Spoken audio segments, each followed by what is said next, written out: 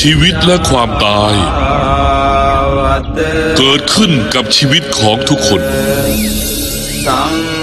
ถ้าเรามีสติและไตร่ตรองถึงเรื่องนี้ทุกวันเราสามารถเป็นอิสระจากกิเลสได้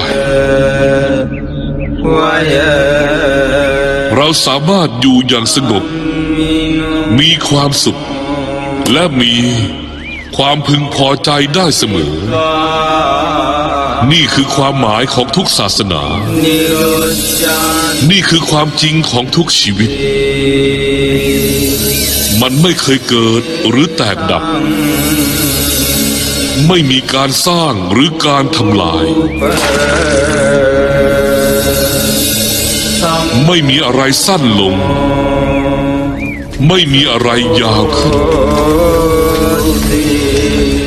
จะมีก็แต่ความสงบ